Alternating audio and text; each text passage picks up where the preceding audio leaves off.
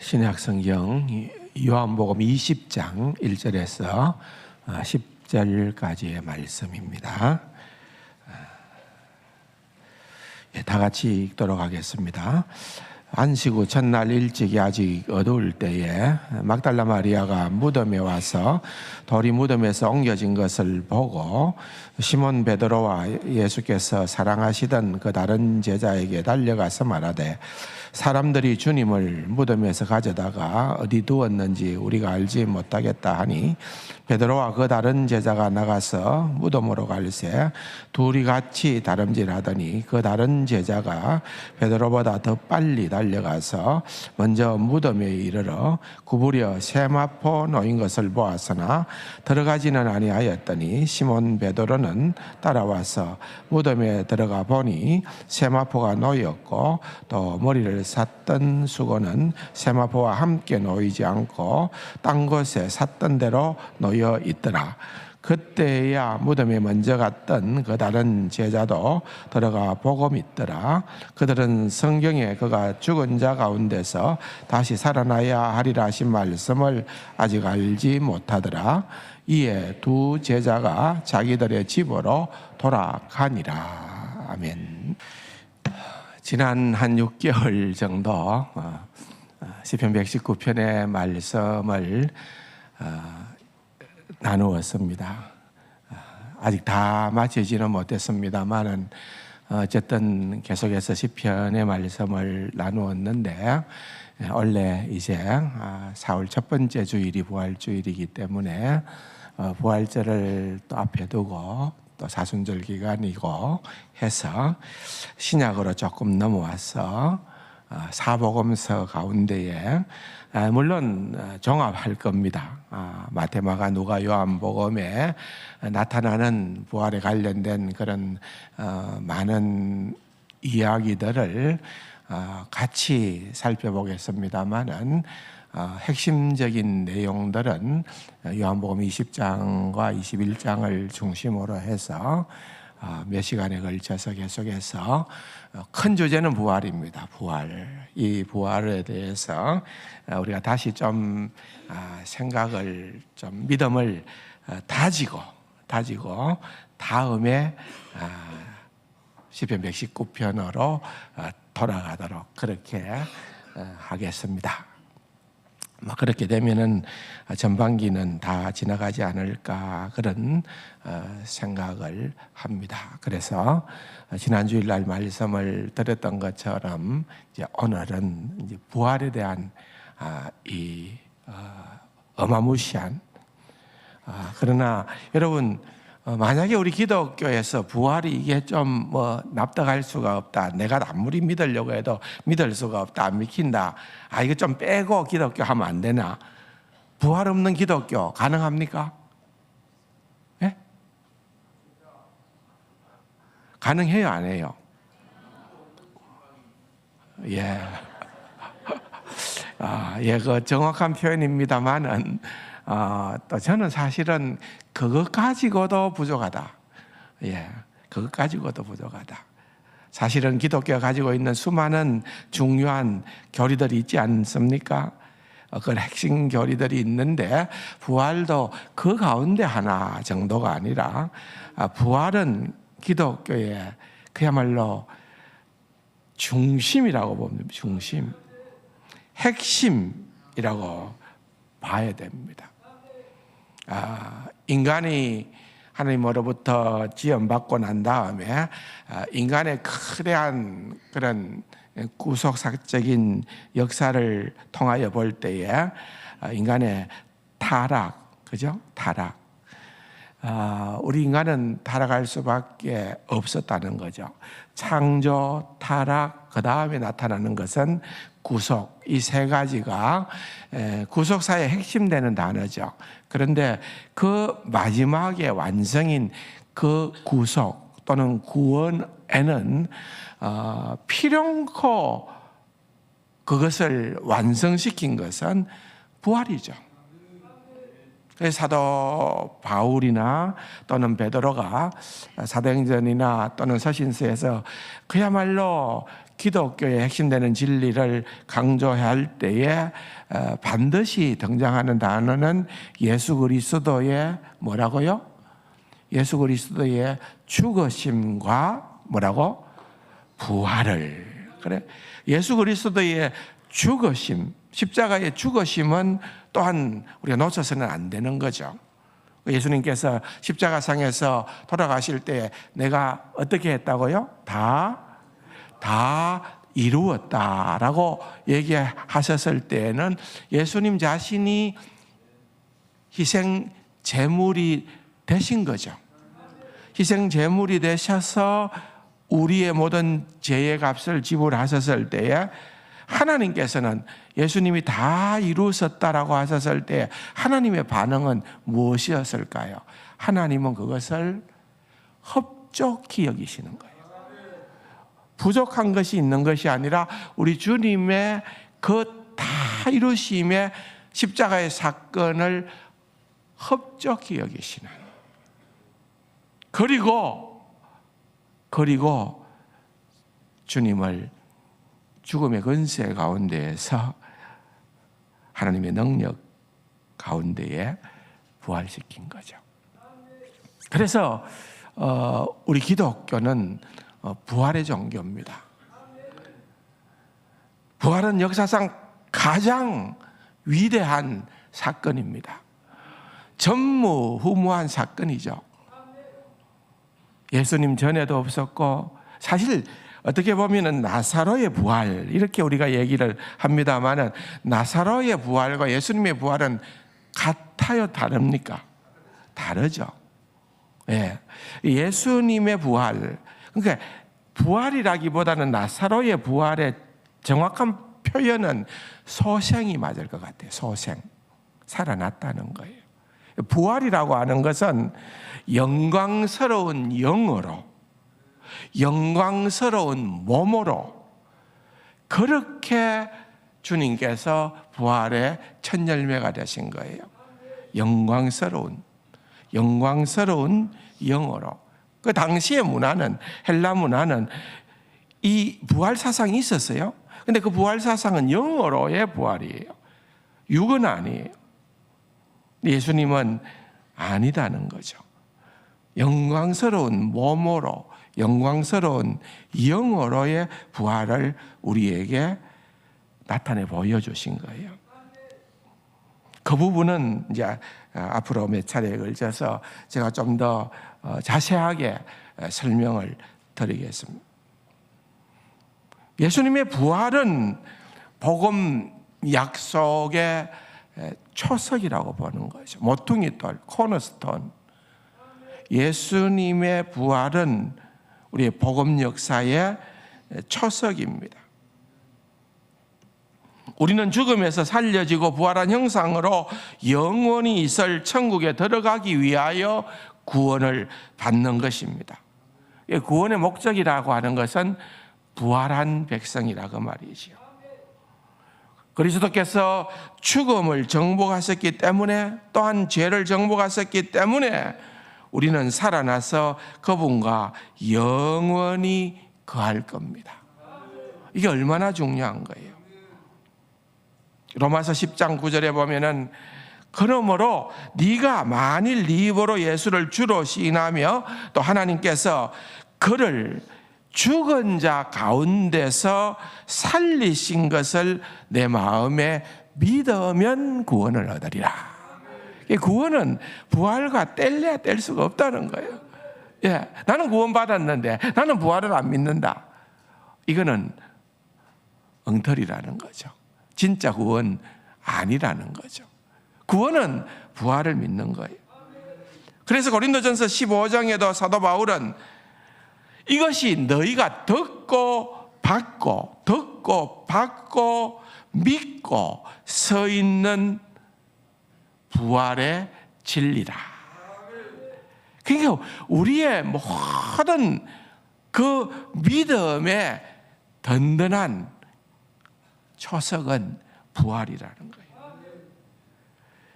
부활이 복음의 핵심이고 또 그것이 너무나도 중요하고 지속적인 의미를 가지고 있고 그것을 우리가 나타내기 위하여서 한 주의 첫째 날인 일요일 날, 오늘이죠. 일요일 날. 그래서 우리는 이 일요일을 그냥 세상 사람들처럼 일요일이라고 부르지 않고 뭐라고 부릅니까? 주의 날.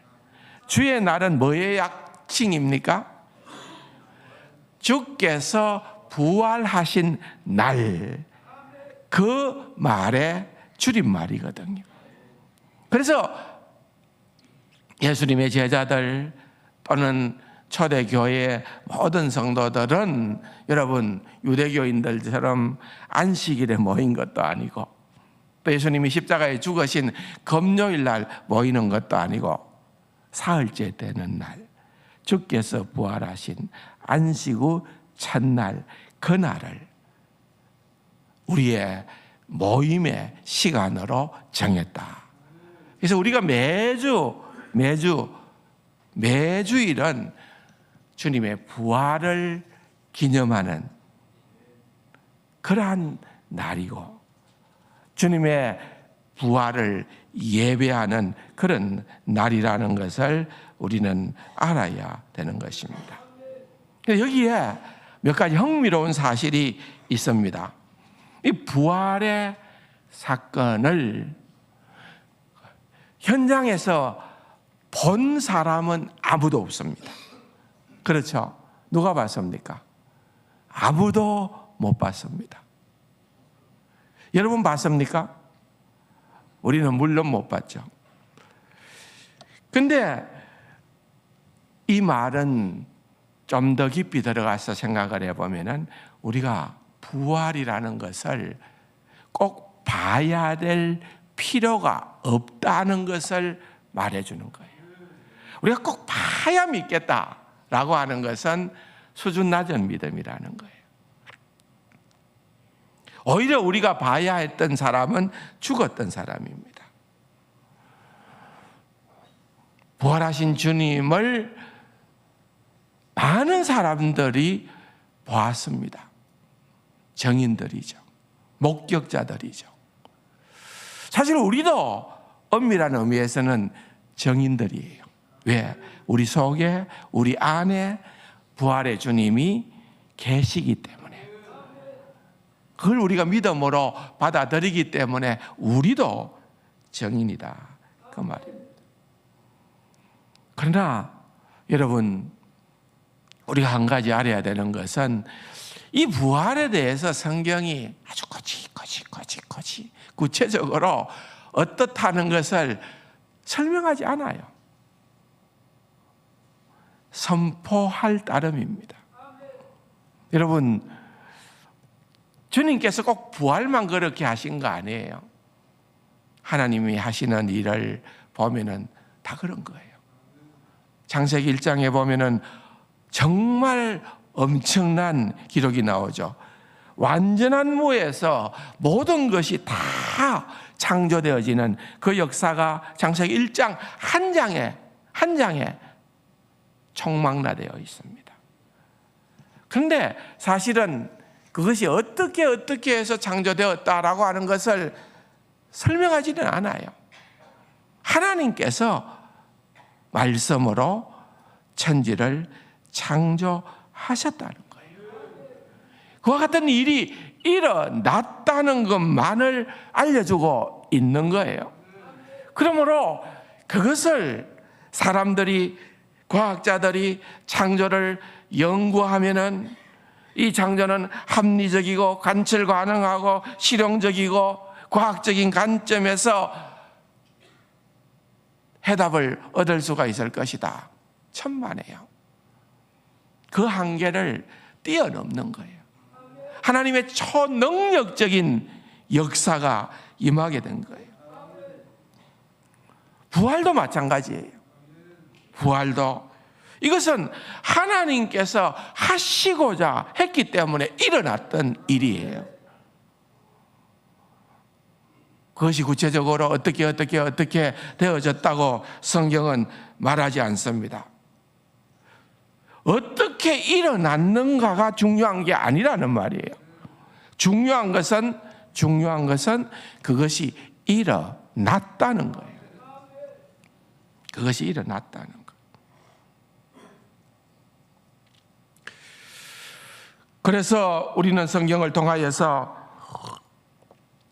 부활이 일어났다는 것을 알 수 있는 그러한 여러 증거들을 발견할 수 있습니다. 첫 번째 오늘 생각을 하려고 하는 것은 빈 무덤입니다. 이 굉장히 중요한 거예요. 뭐라고요? 빈 무덤이에요. 빈 무덤. empty tomb이죠. 빈 무덤입니다. 빈 무덤, 이거는 부활의 확실한 증거예요. 그런데 이 빈 무덤을 너무 부활은 절대 아니다고 설명하려고 하니까 여러 가지 가설들과 여러 가지 이상한 그런 어떤 주장들이 나옵니다. 그 내가 다음 주일날 아마도 좀 나누게 되리라고 생각을 하는데, 어쨌든 이 빈 무덤이라는 것 오늘 우리가 함께 나누게 되겠습니다. 빈 무덤은 부활의 증거다. 또 천사들, 성경은 오늘도 본문에 나오지만은 마태, 마가, 누가, 요한복음이 다 중요하잖아요. 사복음서의 부활의 사건에 대한 기록을 우리가 다 살펴보는 것이 중요한데, 거기에 등장하는 천사들의 증언도, 하늘로부터 내려온 천사들의 증언도, 하나님의 사자 메신저로 내려온 천사들의 증언도 너무나도 중요하다. 그리고 눈으로 본 목격자들, 눈으로 본 목격자들이 또한 부활의 여러 증거들 가운데에 빼놓으면 안 될 내용들이죠. 이런 것들을 조금 우선 살펴보려고 생각을 하는 것입니다. 여러분, 우리 주님께서 이렇게 복음에 또는 부활에 또는 이런 영광스러운 주님에 대한 이야기를 하는 이유는 다른 데 있는 것이 아닙니다. 여러분, 20장 31절의 말씀입니다. 오직 이것을 기록함은 너희로 예수께서 하나님의 아들 그리스도이심을 믿게 하려 함이요, 또 너희로 믿고 그 이름을 힘입어 생명을 얻게 하려 함이니라. 그러니까 이 부활 사건에 대한 기록은 우리가 예수 그리스도가 어떤 분인가, 그분이 그리스도이시고 하나님의 아들이신가, 또한 우리가 그것을 믿고 구원받아 생명을 얻게 되는 그것을 우리로 하여금 알게끔 믿게끔 해주시기 위함이라고 얘기를 하고 있는 것입니다. 그 일을 위하여 주님은 이 땅에 오셨고 죄를 다스렸고 죽음을 다스렸고, 심지어는 주님께서는 자신의 부활을 다스리고 계신 것입니다. 이유는 우리로 하여금 그것을 믿고 그 이름을 믿음으로 우리로 하여금 영원한 생명에 이르도록. 그래서 여러분, 성경의 장 가운데 가장 오묘한 장 하나를 찾아보라고 하면은 여러분, 이사야서 53장이에요. 이사야서 53장은 정말 놀라운 장입니다.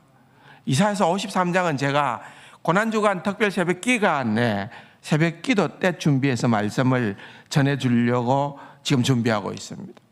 근데 이사야서 53장이 너무나도 중요한 장인데, 어쨌든 그것을 한마디로 정리하자면은 그는, 예수 그리스도는 잘릴 것이다.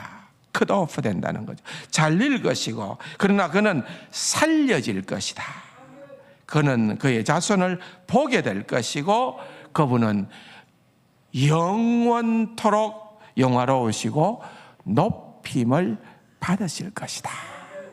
여러분, 고난 당하지만은, 죽임 당하지만은 그분은 메시아로 영광의 자리에 이르게 될 것이다 라고 하는 그 엄청난 내용을 담고 있는 것이 이사야서 53장이에요.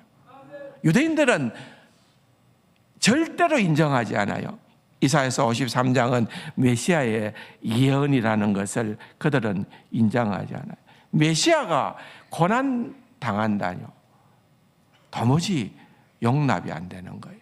그분이 오면은 모든 것을 다스리는 분으로만 생각을 하는 거예요. 예수님도 부활을 약속하십니다. 마태복음 12장에 보면은 이 몸을 멸하라, 내 몸을 멸하라는 거죠.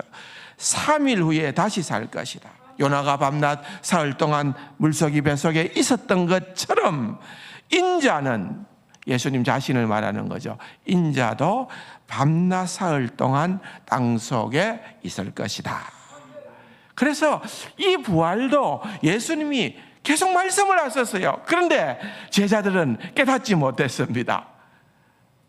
듣지 못했고 또한 그것을 보지를 못하는 거죠. 그러나 결국은 부활의 주님을 만나고 난 이후에 사도행전의 기록들을 보면은 그때부터는 베드로가 예수 그리스도의 죽으심과 부활을, 복음의 메시지를 전가할 때에 수천 명이 주께로 돌아오는 그런 놀라운 역사가 일어나게 되었다는 거예요. 그 부활 사건에 대한 참 중요한 기록이 오늘 우리가 읽어보았던 요한복음 20장에 나타나는 기록입니다. 우선은 1절에서부터 10절까지를 우리가 읽었습니다. 그리고 여기에서 우리가 먼저 볼 수 있는 것은 빈 무덤이라는 거죠. 조금 더 자세히 들여다보겠습니다. 안식 후 첫날 일찍이 그랬죠. 안식 후 첫째 날, 첫날이라는 것은 일요일을 의미하는 거고, 일찍이 아마 이른 아침 새벽이기 때문에 꽤나 어두웠을 것입니다. 유대인들은 날에 수를 셉니다. 첫째 날, 둘째 날, 셋째 날, 그래서 여섯째 날을 안식일로 그들은 생각을 하는 거죠.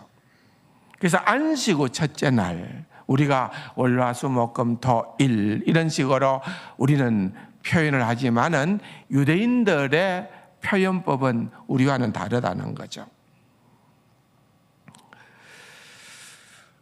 안식일은 일곱째 날이고 하나님께서 창조하시고 씻었던 그 일곱째 날을 기념하기 위한 것이지요. 그래서 언제든지 유대인들은 안식일에 예배를 했습니다.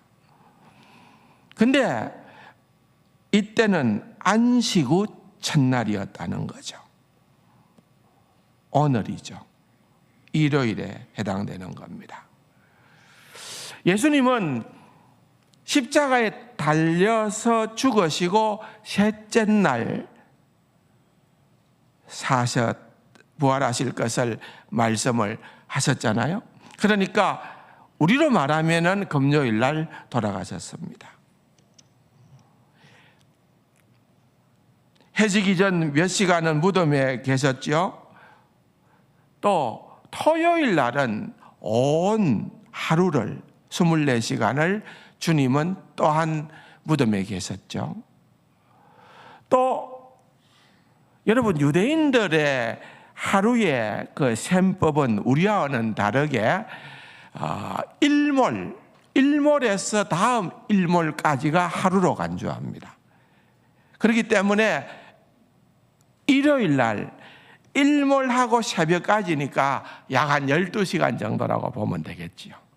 한 12시간 정도, 또한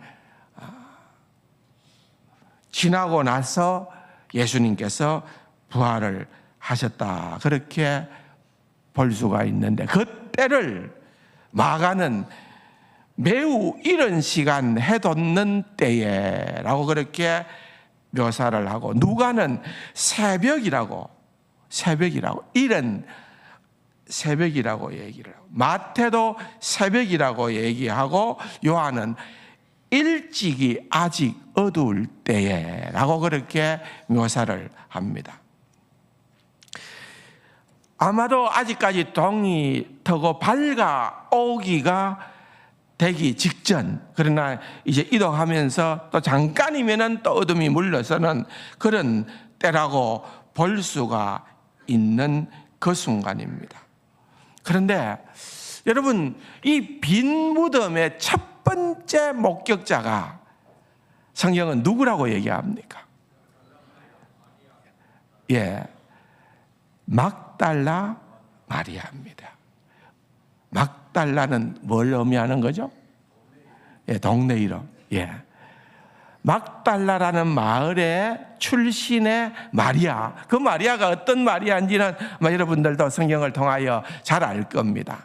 7 귀신이 들렸고 또한 예수님의 특별한 은혜를 받았던 그 마리아. 근데 사실 우리가 마리아 하지만 말이지요, 마리아가 참 흔한 이름 같아요. 그러니까 다른 마리아들도 많이 있습니다.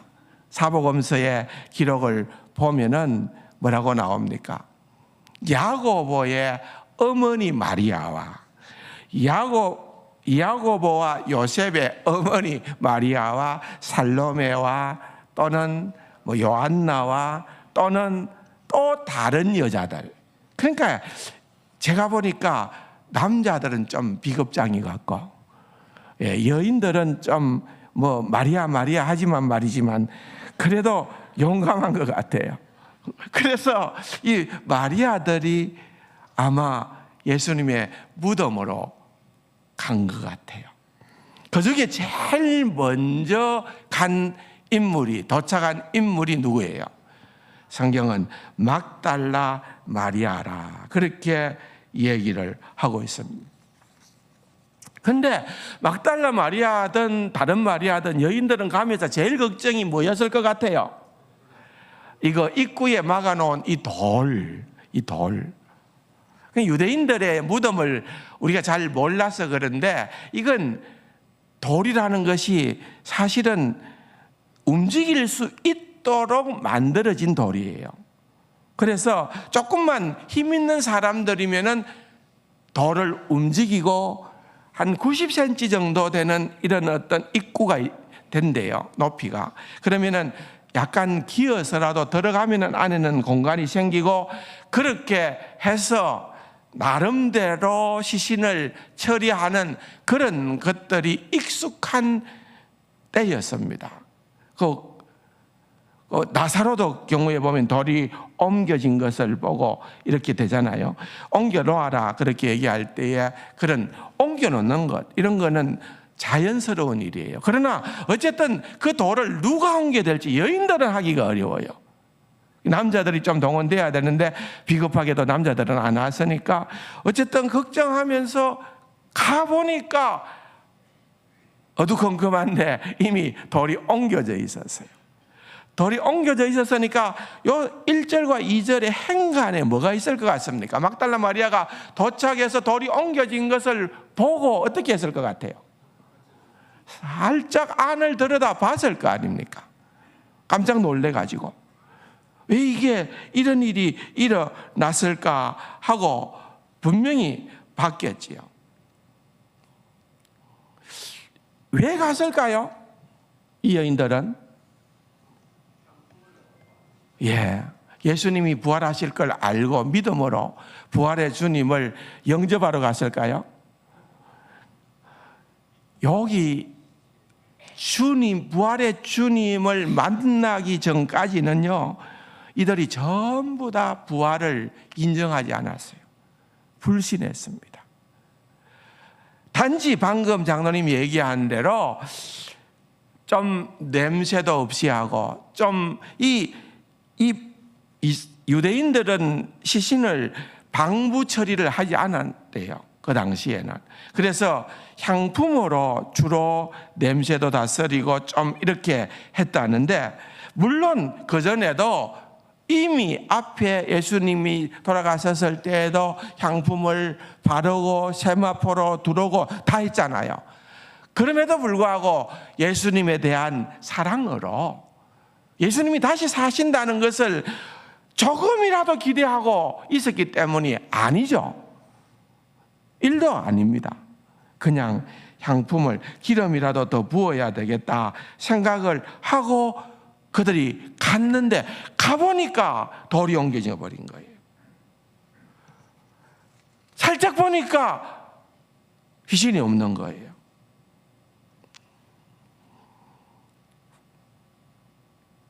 그 빈 무덤이 바로 예수님의 부활의 첫 번째 증거예요. 그런데 믿을 수가 없잖아요. 막달라 마리아는 어떻게 반응을 합니까? 사실 이 돌이 옮겨졌다는 것은요, 예수님을 나오시도록 하기 위해서 돌이 옮겨졌을까요? 여러분, 예수님께서는 영광스러운 몸으로 변화됐었잖아요. 그래서 나중에 여러분, 제자들이 다락방에 있었을 때에 문을 열지도 않았는데 예수님은 어떻게 됐어요? 그냥 통과하셨죠. 영광스러운 몸이기 때문에 그래요. 우리와 같은 몸이 아니기 때문에 그래요. 그냥 통과하셨어요. 그렇기 때문에 이 돌이 옮겨진 것은 예수님 때문이 아니에요. 오히려 이 돌이 옮겨진 것은 이 여인들로 하여금 들어올 수 있도록, 안으로 들어올 수 있도록 하기 위하여 돌이 옮겨졌던 것입니다. 그런데 보니까 없는 거예요. 예수님이 부활하셨구나 이런 생각은 1도 안 하니까 이 당장 드는 생각은 뭘까요? 누가 우리 예수님의 시신을 훔쳐갔구나. 그래서 2절에 보면은 막달라 마리아는 시몬 베드로와 예수께서 사랑하시는 그 다른 제자 누굽니까? 여기 나오는 이 익명의 제자는 요한이 자기 자신을 그렇게 표시한 거죠. 베드로와 요한에게 갔다는 거죠. 어떻게 갔어요? 달려갔다 그랬어요. 여인들이 이때 보니까 아주 혼쭐이 나는 것 같아요. 달리느라고. 달려갔다는 거예요. 달려가서 말하되 사람들이 주님을 무덤에서 가져다가 어디 두었는지 알지 못한다. 이건 뭐예요? 절대로 부활했다는 생각은 1도 못하는 거예요. 그러니까 이 예수님의 부활을 인정하지 않고 공격했던 그러한 유대인 종교 지도자들은 제자들이라 이 여인들이 예수님의 시신을 훔쳐내놓고는 부활했다고 그렇게 속였다고 주장을 하잖아요. 그런 주장을 했거든요. 조금 이따 또 보겠습니다만, 그런데 그렇게 할 경황이 아닌 거예요. 누가 데리고 가, 누가 갖고 갔구나, 옮겨갔구나. 여러분, 전혀 막달라 마리아는 그러한 부활을 기대도 않았고 그러한 업무에 가담할 그런 형편도 아니고 그런 아무것도 아니었습니다. 그 말을 듣는 베드로와 요한은 아이고 부활하신 예수님이다, 빨리 가서 만나야지, 확인해야지 하고 쫓아간 것일까요? 똑같아요. 막달라 마리아나 그들은 함께 그냥 달려갔습니다. 이 상황이 여러분 정리가 됩니까? 상황을 정리하면 막달라 마리아는 지금 돌이 굴러진 것을 보고 정신이 혼미해집니다. 무덤을 살짝 들여다보니 시체가 없다는 것을 알게 되었고 달려가서 베드로와 요한에게 얘기합니다. 그렇게 하는 동안에 사실은 뒤쫓아오던 다른 여인들은 도착을 합니다. 다른 여자들이 도착을 했을 때의 천사들을 보게 됩니다. 사실은 막달라 마리아는 천사를 만나지를 못했습니다. 나중에 놀라운 경험을 하게 되는 거죠. 이 막달라 마리아는 베드로와 요한에게로 달려갔고 베드로와 요한이 무덤으로 달리기를 시작합니다. 근데 생각해 보면은 굉장히 그 며칠간 두려워했을 거 아니에요. 꽁꽁 숨어 있었거든요. 우리도 잡혀서 예수님처럼 십자가형을 당하는 건 아닌가, 이런 생각들이 제자들에게 있었기 때문에 그들은 숨어 있었거든요. 그러니까 누구도 토요일 날 무슨 일이 일어났는지 알지 못합니다. 산헤드린 공회에서 로마 경비병에게 미리 경고합니다. 혹시라도 제자들이 와가지고서는 훔쳐놔놓고 예수 부활했다고 그렇게 할지 모르니까 단디 서라. 그래가지고 돈도 주고 많은 경비병을, 로마의 경비병을 세웁니다. 그거 갖고도 안심이 안 되니까 로마 인장을 찍습니다.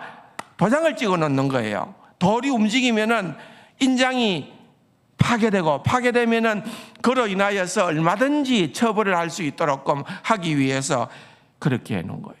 그런데요, 어떤 일들이 벌어졌습니까? 지진이 일어난 거예요. 로마 군인들이 혼비백산하게 된 거예요. 지진이 일어나서 아마 돌이 옮겨진지도 모르겠고요. 지진이 일어나서 또 그들은 어떤 신적인 하나님께서만 하시는 그런 방법으로 인해서 그들이 잠이 들게 되는 거예요. 마취가 됐는지도 모르지만 하여튼 잠들게 됐어요. 그런데 얼떨결에 소리 듣고 지진 때문에 흔들려서 하여튼 눈을 떠 보니까 돌이 옮겨졌고 돌문이 열렸고, 당연히 안에 안 밖에서요 보니까 로마 군병들이 보니까 안에 예수님의 마땅히 있어야 될 시신은 사라지고 없는 거예요. 로마 군인들은 얼마나 시급했겠어요. 자기들의 임무가 뭔데. 그러니까 그들은 그 자리에 더 이상 있어야 될 이유가 없기 때문에 산헤드린으로 철수를 합니다. 산헤드린에서 어떤 일이 대제사장들과 벌어졌는가 하는 내용들은 마태복음의 기록을 통하여서 우리는 소상하게 알 수 있어요. 그건 또 제가 얘기를 뒤에 할게요. 오늘 못하면 다음 주에 할게요. 근데 진짜 놀라워요. 그러니까 이미 지금 군인들도 철수되고 없었어요. 그러니까 막달라 마리아든 베드로든 요한이든 누구도 군인을 봤다는 기록이 없잖아요. 그럼 못 본 거예요. 이미 철수했어요.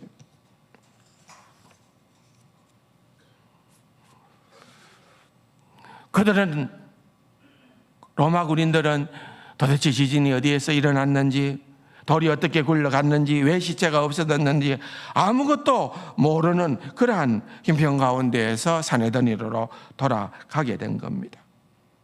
그리고 시체가 없어졌다라고 하는 것을 집단적으로 증언하는 거죠. 여러분, 이게 굉장히 중요한 거예요. 표현이요. 거짓말을 할 때 한 사람, 두 사람 할 수 있을 거예요. 근데 집단적으로 이렇게 할 수 있는 거는 불가능해요. 이 내용은 또 중요한 내용이기 때문에 제가 반드시 설명을 드릴게요. 막달라 마리아도 부활은 믿지 못하니까 누군가가 훔쳐갔을 거라고 그렇게 생각을 한 거예요. 믿음도 없어요. 여러분, 그 당시에 여인들이 받는 예우는 진짜, 여러분 생각을 해보십시오. 이 부활이 진짜로 정교하게 꾸며낸 그런 일들이라고 한다면은, 여러분, 믿을 만한 사람의 입을 통하여 나타나야 그게 사람들한테 먹힐 거 아니에요. 그런데 여자예요. 여자 중에도 누구예요? 막달라 마리아예요. 별로 인정을 못 받았겠죠, 사람들로부터는요. 여러분, 그 당시에 여러분들은 지금 진짜 행복한 시대예요. 그 당시에 여자들은요, 문헌을 찾아보니까 랍비들은 그 당시에는 내가 율법의 말을 여자들에게 전하느니 토라의 말을 여자들에게 전하느니 차라리 토라를 불태우고 말겠다. 여러분들 여자들에 대한 얼마나 편견을 가지고 있었는지. 심지어는 유대 아침 기도문에는 남자들이 이런 기도를 한대요. 오 주 우리 하나님 우주의 왕이시여 나를 여자로 만들지 않으셨으니 복되도다. 지금 절대 그러면 안 됩니다. 죽습니다 우리는. 그런데 그 당시만 하더라도 여인들에 대해서는 이렇게 그런 여자의 정언을 앞장 세워서 한다는 것이 말이 될까요? 이게 뭘 얘기하느냐 하면은 이게 진짜라 그 말이 진짜. 이거는 가식이 있는 게 아니고 이건 어떻게 만들어내는 이야기가 아니고 이건 그야말로 그대로 일어났던 그러한 일의 설명이다. 막달라 마리아는 부활에 대한 생각은 1도 없었습니다. 개념도 없었습니다. 베드로와 요한에게 달려갔습니다. 그들 역시 부활에 대한 생각은 없었습니다. 그러면서 그들은 달려갔습니다. 같이 다름질했습니다. 근데 요한은 재미난 것은 오늘 본문에 보면은 요한은 그 와중에도 자기가 베드로보다 더 빨리 갔음을 자랑합니다. 자기가 베드로보다 빨랐다는 것을 알리고 싶어 합니다. 그것도 몇 번이나요? 2번이나. 4절에 보니까 그 다른 제자가 베드로보다 더 빨리 달려가서 먼저 무덤에 이르러 그랬어요. 요한이 더 빨리 갔다고 말이에요. 베드로보다. 5절과 9절 사이에 보면은 구부려 세마포 놓인 것을 보아서나 들어가지는 아니하였더니 시몬 베드로는 따라와서 무덤에 들어가서 보니 세마포가 놓였고 또 머리에 샀던 수건은 세마포와 함께 놓이지 않고 딴 곳에 샀던 대로 놓여 있더라. 그때야 무덤에 먼저 갔던 다른 제자도. 그러니까 이 문장 가운데 보면은 2번이나 자기가 먼저 갔다는 거는 얘기예요. 무슨 뜻인지 모르겠어요. 예. 들어가 보고 믿었다. 8절에 그렇게 얘기를 하는데 그 믿음도 어떤 믿음인지 모르겠어요. 왜냐하면은 9절에 보세요. 9절에 보면은 뭐라고 얘기를 하는가 하면은 그들은 성경에 그가 죽은 자 가운데서 다시 살아나야 하리라 하신 말씀을 아직도 알지 못하더라. 그럼 그들 형편은 지금 부활하고 전혀 상관없이 예수님의 부활에 대해서는 전혀 뭔가 떠오르는 것도 없고 아무런 기대감도 없었어요. 근데 뭘 믿어요? 예? 무덤이 빈 무덤이라는 거. 그럼 알았더라 하면 되는데 꼭 믿어야 됩니까? 하여튼 그 믿음은 뭔 믿음인지 왜냐하면 그 다음 또 마지막 절에 보면은 주여 뭐라고 얘기를 합니까? 10절에 보면은 이에 2 제자가 자기들의 집으로 돌아가니라. 이게 무슨 표현인 것 같아요? 예수님이 부활하셨다는 것을 믿었으면은 이제부터는 그들은 부활의 정의도로 나발 보기 위해서 진짜 이게 얼마나 굿뉴스인가를 세상에 알리기 위해서 또 그 주변에 있는 믿는 사람들에게 알리기 위해서 그렇게 방방 떠야 되는데 그냥 슬프게도 자기 집으로 돌아가니라. 이건요 어떤 부활에 대한 확신도 없는 행동을 표현하고 있는 말이에요.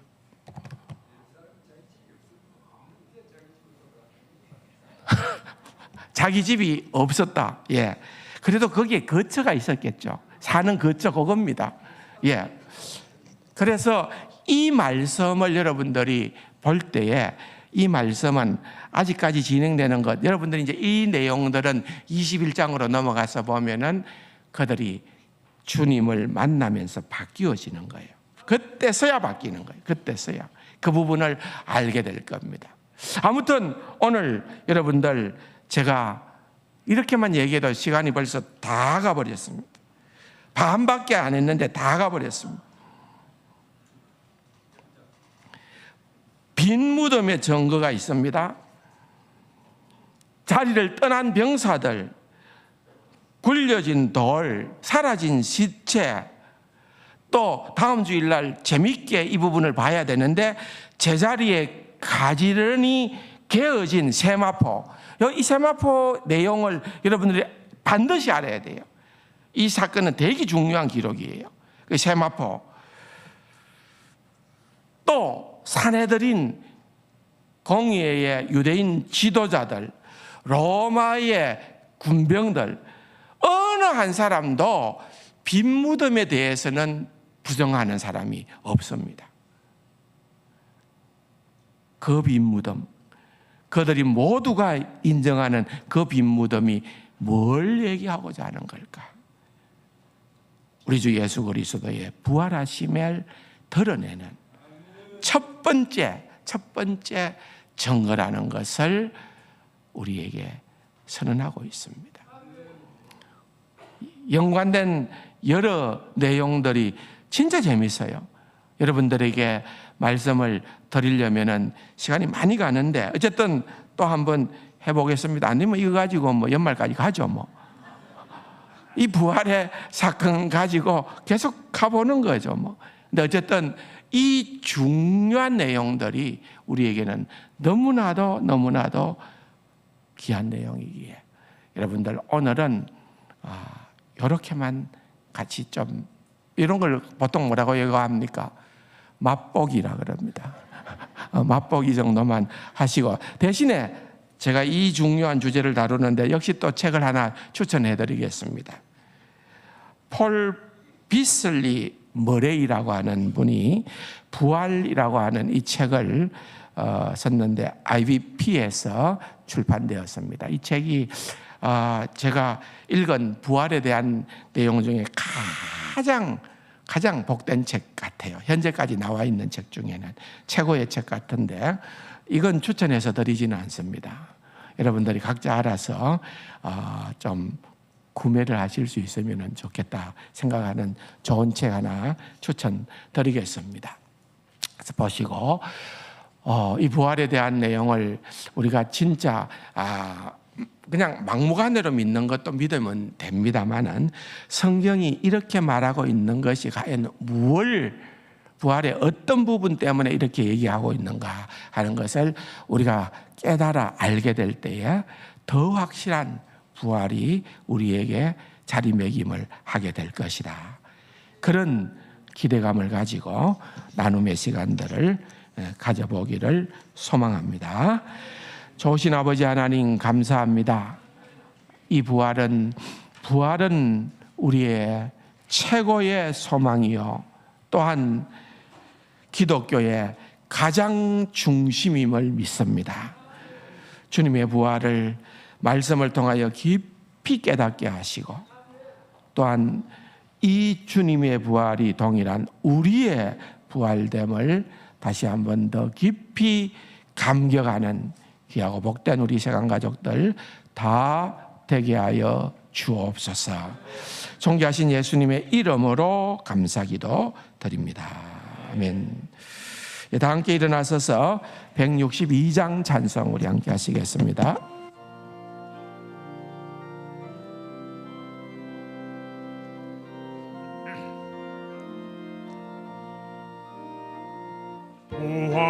부활하신 곳에 주 나 항상 섬기네.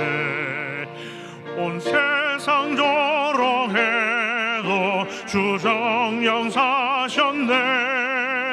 그 은혜로운 손길 부드러운 음성 주 예수 나와 함께 늘 계시네.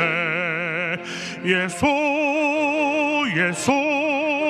늘 살아계셔서 주 동행하여 주시며 늘 말씀하시네. 예수 구세주의 손 내 마음